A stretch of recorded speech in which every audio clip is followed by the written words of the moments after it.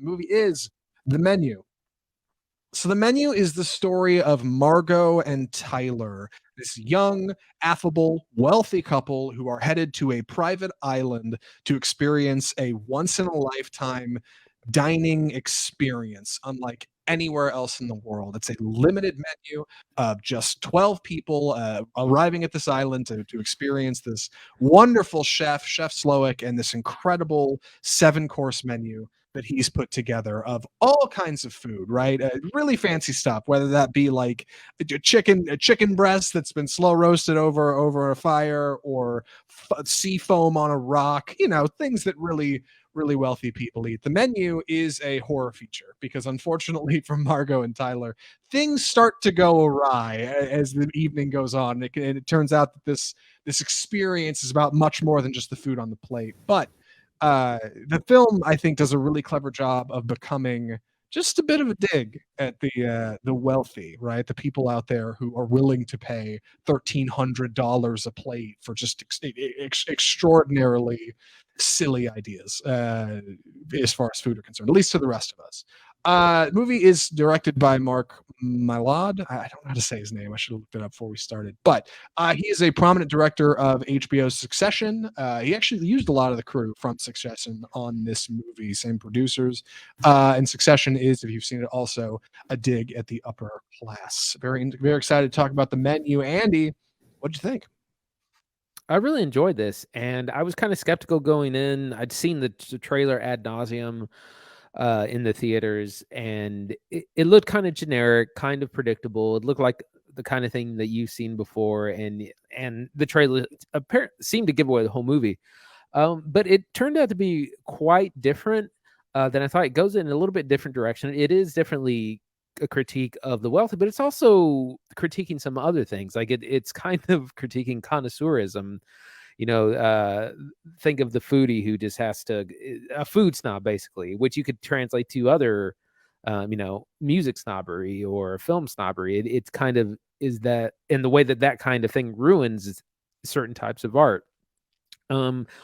But it's also it just has really good performances, particularly from Ralph Fiennes, who's as Chef Slowick is just he's great. He's menacing, but not cruel. Like you don't ever see him do anything violent or all of a sudden like beats someone up. He's so intimidating by his just mannerism, his voice, his tone, and the story has a few twists and turns which make a lot of sense, but kind of keeps you on your toes. And I really enjoyed it, and I really didn't expect to. Yeah, film reviewer Mark Kermode said this movie was really smart, but in a disposable sort of way. It's definitely feels like a one-off feature. This is just one little closed loop movie. You're not going to need a whole lot going in, and when you walk away, you kind of enjoy the experience and move on. Sorry, I just dropped my phone on the ground. I think the menu is surprisingly smart. It is a little manic, I feel, at least in its like first act. It's something about the camera movement and the editing. There's just a lot of it, and it's often like the camera will be sliding over this way, zooming on somebody, pulling out, crash zooming, dollying, and at the same time, like lots of quick cuts make what would otherwise feel like a slower, more thoughtful experience feel really busy. But that is a weird opening for me, but I think that helped kind of like, I don't know, move me in my chair a little bit and get ready for the second half of the film when things actually pick up and really start moving in a prominently horrific direction. Then suddenly like a lot of that manic energy translates to a feeling of like surprise and suspense, and it works. I don't know if you observed that at all, Andy, but I just felt like at first this movie had me on my heels, and I think it worked out better in the end because I think it comes around as being smarter than just what is presented in the trailer. I think it's particularly self-aware. Like it really seems to know what it's doing, and that's where some of that like comedy kind of comes and shines through. Surprisingly funny feature. Lots of laughs in my studio, in my theater. Yeah, same. And it was I went and saw it on on a Monday night, and I had about a half full theater, so it was it was pulling a crowd. And what I like at the beginning is that it does the opposite of what I complain about when films take forever to get to the premise. Like some films would take an hour to get to the restaurant. Here you're there within 15-20 minutes. But the film has to do a lot. It has to get us to the island, to the restaurant, introduced a large, there's like 8 couples or so, groups of people, which are all play kind of different foils and archetypes, and it's got to get us there and get going quickly. So I can kind of see that manicness at the beginning. Yeah, you're right. It's kind of got to be busy for what it is, and it moves pretty efficiently at an hour 47. There actually, believe it or not, there were some parts I felt were slow, but those would be like the long suspense, right? Or they're like really drawing out a scene, or Ray Fiennes has like a really captivating speech about, I don't know, the beauty of food and life on the island. Like, there's all kinds of stuff in there, which I think is valid because a lot of it is surprisingly thoughtful and also like hilariously spoofed. There's a great scene when Ray Fiennes like gives this speech, and Margot, played by Anya Taylor-Joy, turns around to look at Tyler, who she's dining across. She's like, "Do you believe this guy?" And Tyler's like visibly crying.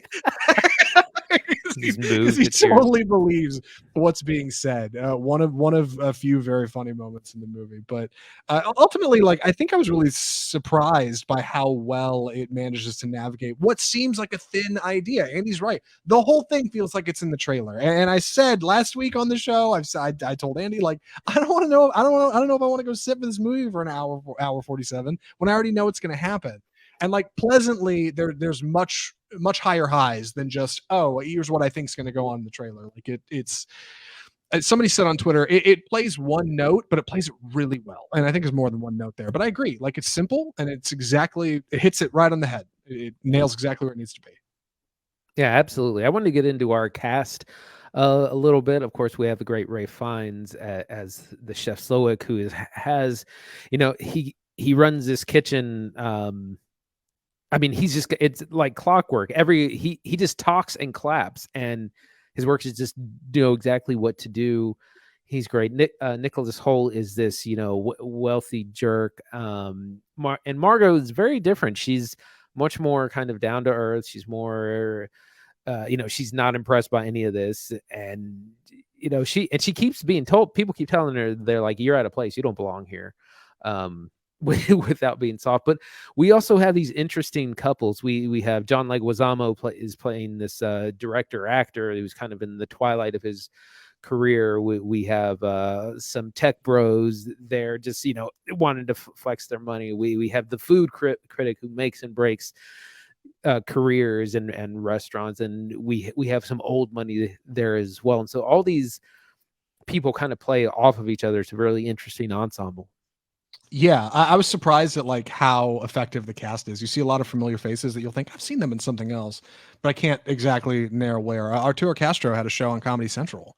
You've probably seen clips of him doing sketches online. The sommelier Peter Gross was one of the guys in the Sonic ads who sits in the car. Like he shows up and he's surprisingly good in it. Like I was really pleased with the cast. I think the producers managed to pull a lot of like favors in from people, get together and do a simple shoot. Like we were talking about before the movie, before the show here, that this may be a pandemic feature, like that, because they could have easily shot most of this in a studio in a few days. I mean, nothing too complicated. There are some good exteriors. You do get some stuff. For the most part, it takes place in this itty bitty island. And Andy's right. Like the way the movie gets going is perfect. It doesn't waste 45 minutes trying to get to the restaurant. The movie opens and they're on the dock waiting for the boat.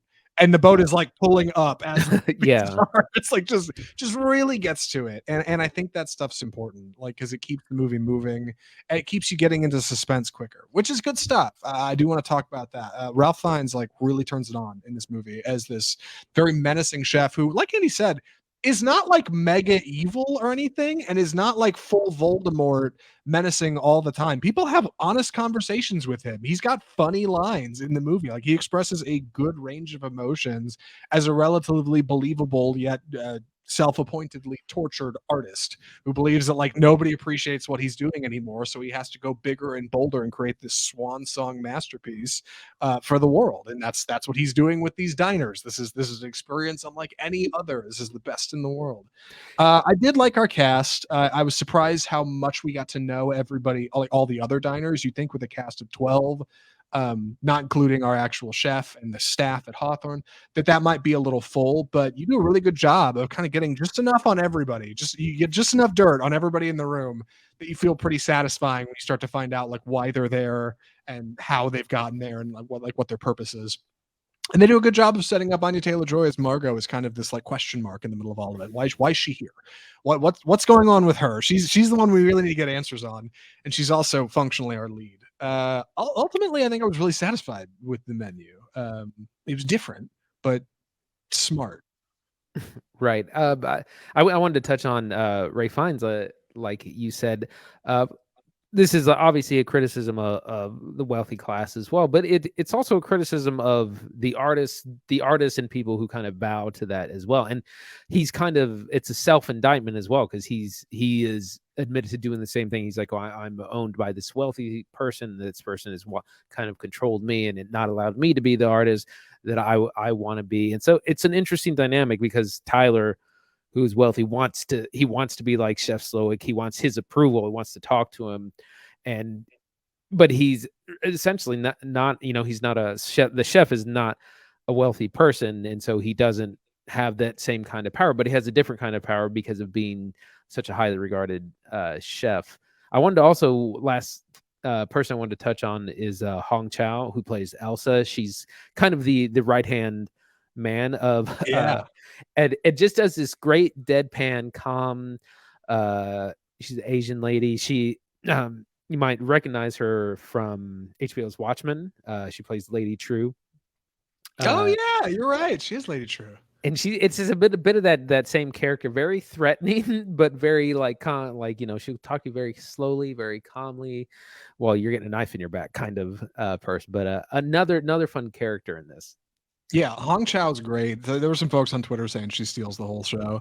I would agree if it weren't for how much I enjoyed Nicholas Hoult. God, he's such a Tyler's such like a weasel, man. Like he's this this He guy really who's is, yeah. super rich. He's a foodie, and he takes photos of all his food, and he's like really into it. And he definitely explains that in a satisfying way. But like, God, he really gets under your skin after a while in the movie, and Holt turns that up so good.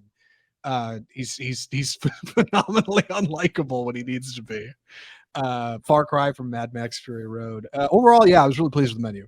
I think this movie is smarter than it needs to be. I'm still a little surprised this wasn't a straight to streaming feature, because it kind of feels like it. But at the same time, like I couldn't believe how many people in my theater last night. I'm guessing it's because it's Thanksgiving week. Like maybe it's just It's the got some holiday. buzz. Yeah, families are from out of town. But like, yeah, it's this movie's moving. For the Monday after it came out, I was surprised at how many folks were seeing it. So yeah, we'll keep an eye on the menu. Any other thoughts for recommendations, Andy? It's funny. I rewatched Midsummer recently, and this kind of reminded me of that, some way where it's like, oh, Really? Okay. well, because it's like, oh, you're coming to this innocuous party that you think is gonna be a lot of fun, and then it all all turns. Right. All these people clad in white who initially present as like really good and like, oh yeah, we're here for you. Like there starts to be a turn. Yeah, okay. But I think I'm ready for recommendations. Andy, would you recommend the menu? Absolutely. It was a lot of fun. It was a big surprise. It's funny. It's got really good gags and jokes. Everyone is funny in it.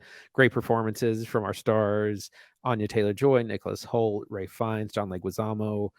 Not too long. Clocks in under 2 hours. Surprisingly deeper than I thought it was going to be, and goes in directions I didn't predict. So I really enjoyed it. Yeah, I really enjoyed it too. I think the menu's, like I said, I keep saying smart, but I think it's clever in the best way that it can be. Like it really comes back around by the end of the movie with a an ending that I really enjoyed. Overall, I'd recommend the menu. I think it's really smart. I don't know if you got to go see it in theaters, but hey, if you're looking for like a quick date night, you could do far worse. There were a lot of couples seeing the menu, like a lot of good laughs in there, and some pleasant digs at a certain sect of society that doesn't often get so hung up on. It reminded me of movies like Bodies, Bodies, Bodies, or one that we missed that we need to watch later, A Triangle of Sadness. Even Knives Out, right, swings on the upper class. I think Glass Onion will as well. So we'll keep an eye on movies like The Menu. Overall, I was really pleased. And with that, we should probably move